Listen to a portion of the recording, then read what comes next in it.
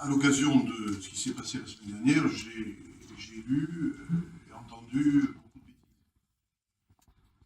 Par exemple, l'idée comme quoi nous étions opposés à ce que le métro dessert la Beige.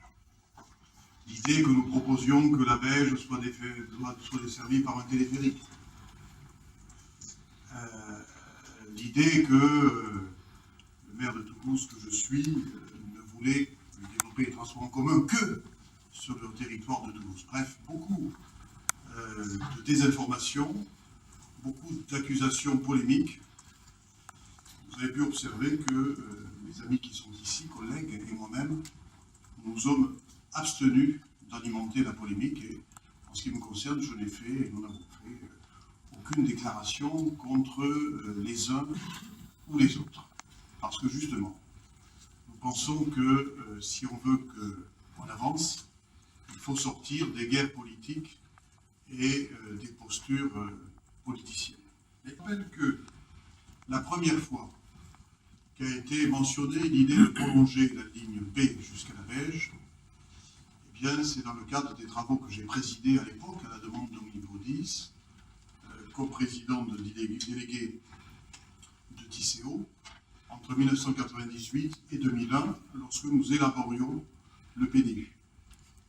Et c'est moi-même, à l'époque, de ma propre plume, avec au bout du fil, Christian Lavigne, qui n'était pas le maire de la Beige, mais qui était le vice-président du SICOVAL chargé des transports, c'est nous deux qui avons conçu au téléphone la phrase que nous avons rajoutée au PDU avant que celui-ci parte en procédure d'approbation. Voilà. Donc je tiens à rappeler cela parce que, une fois de plus, il y a des postures qui deviennent extrêmement malhonnêtes sur le plan intellectuel. Et c'est ainsi qu'en juin 2001, le PDU qui a été adopté mentionne le PLB, très précisément, page 96.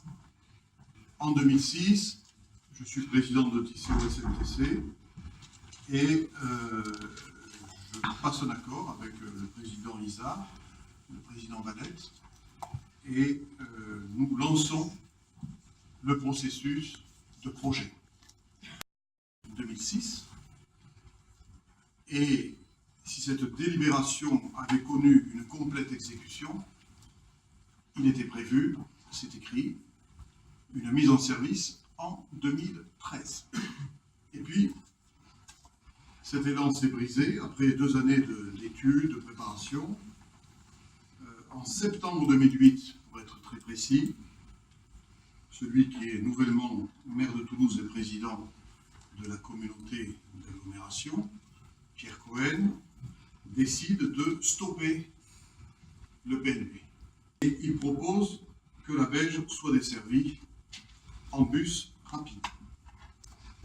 Je tiens à le dire parce que c'est ce jour-là qu'un coup fatal a été porté au PLB.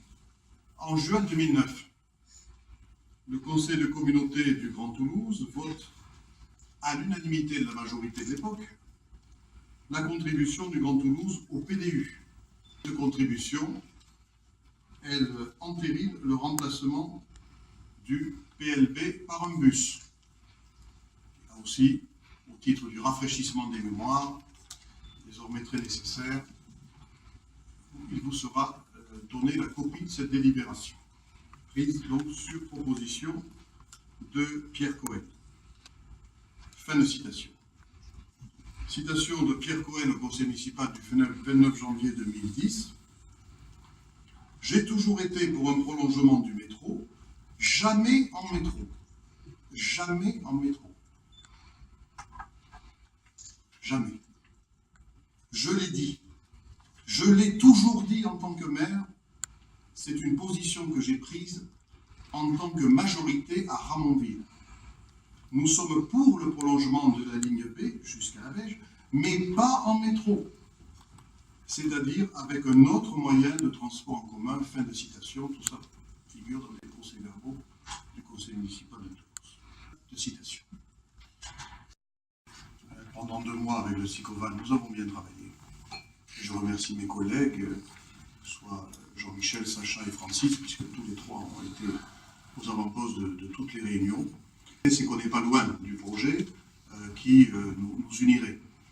Je rappelle que le PLB prévoyait un trafic supplémentaire de 35 000 personnes par jour.